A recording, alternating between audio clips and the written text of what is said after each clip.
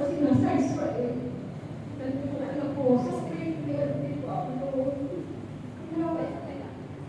Kailangan ko lang kaisahan ko natin ang lahat ng sa kasi po talagang wala silang matulog. Hirap na yun sila. Pupunta lang sila ng CR. Yan ang naman ang sirena. Hindi matulog. Pati CR nila. Kaya nakakawa ko talaga. Kaya talagang nasal ko yung mga kami. Lord Jesus. Sana magkaroon lang po ng kapayapaan.